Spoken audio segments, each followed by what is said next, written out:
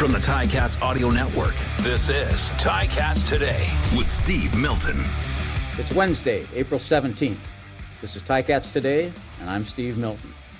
Although we're generally going to have a wide variety of guests and friends drop by to talk Ticats and football, I just wanted to take this one out for a solo spin by myself.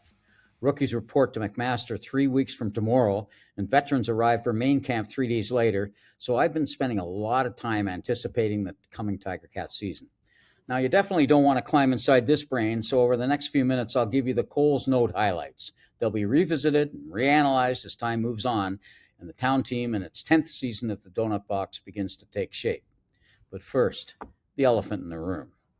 Although they've been consistent playoff contenders and reached 2 Grey Cups in the last 4 seasons, the Ticats are coming off 2 straight 8-10 seasons and consecutive losses in the first postseason round. And last year, in 7 cracks at it, they failed to beat either of the teams who finished ahead of them in the East.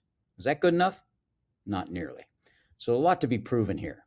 To themselves, to their new coach, to their Eastern rivals, and I would say most of all, to the hometown fans who, when they breathe, they exhale black and gold. Last year, this loyal group saw just 3 victories at Tim Hortons Field, which used to be football's Sargasso Sea, where visiting ships came to run out of wind and perish in the seaweed. Now, injuries, particularly a quarterback and receiver, had a profound impact on that, but those are always part of the game. And Bo Levi Mitchell would be, and has been, to his credit, the first to tell you that even when he wasn't hurt, he didn't execute well enough. But his arm is still strong, or at least it is in my opinion, and let's not forget that he's the winningest pivot of all time and is already guaranteed a spot in the Hall of Fame. As professional as they come, I anticipate that Bo will be as motivated as he's ever been, perhaps even more so, and he's always been very highly driven. It's not news that from the opening snap at training camp, no player will be watched more closely than Bo Levi Mitchell will be.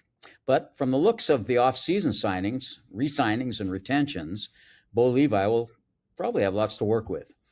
General Manager Ed Hervey and his personnel department didn't do a complete rebuild, but they did reconfigure some key areas where they thought they were short.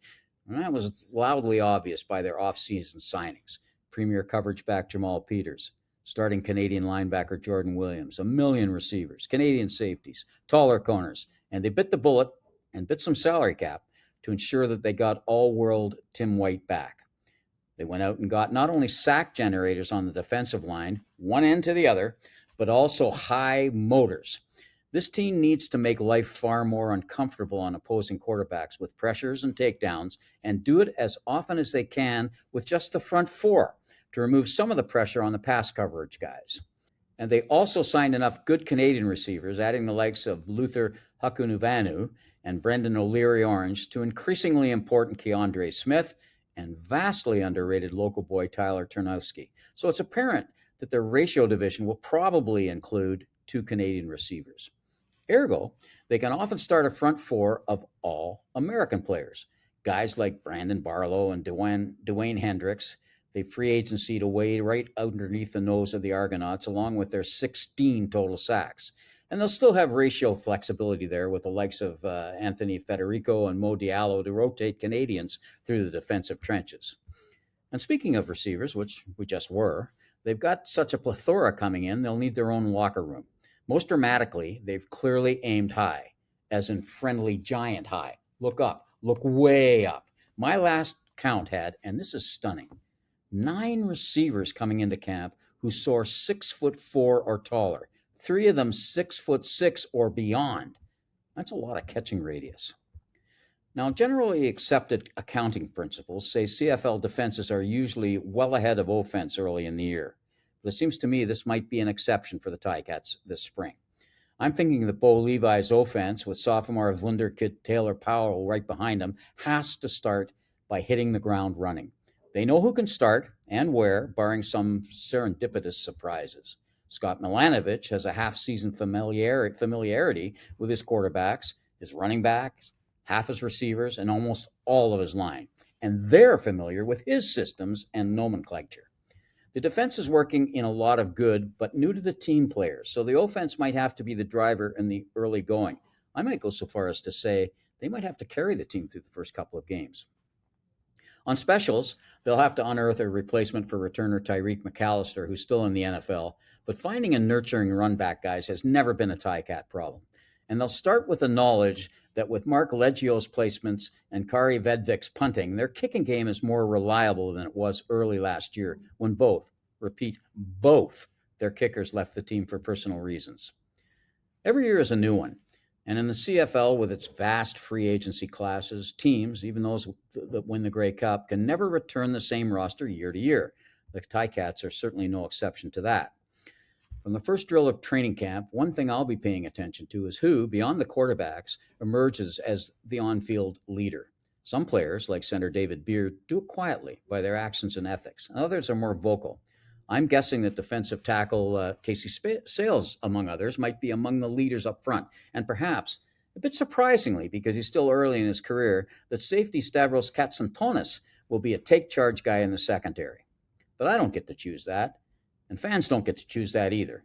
The players as a collective choose that. As a team changes and evolves, so does leadership. On the field, which many of us can see, but also off it, which most of us can't. Which brings me to one final observation. I'm elated that I'll still see the great Simone Lawrence every day as he's decided to join Hamilton Sports Group. But it's going to feel a trifle bizarre next month, not hearing him amplify training camp drills with his enthusiasm and ultra-loud play-by-play of life. It's the 10th season of the Donut Box, and essentially, with Simone's promotion to the business department, the entire original Tim Hortons Field generation has graduated. Joel Figueroa is the only current Cat who was on the Hamilton roster for that first season at the new stadium in 2014, and he even spent 5 years out west after that. That Tim Hortons generation didn't win any Grey Cups, but they went to 4 of them, usually made the playoffs, and were a memorable, personality-laced cohort of players and coaches. But life's clock never stops ticking, and it's now time for the 2024 Cats to make their own mark right away. In our next episode, we'll be talking with Scott Milanovich, which, of course, I'm really looking forward to. That's it for Ticats Today. I'm Steve Milton, thanking you for listening, and I look forward to sharing a lot of time with all of you for the rest of the season. This has been Ticats Today with Steve Milton. Catch it on Spotify, YouTube, Apple Podcasts, and anywhere else you get your podcasts.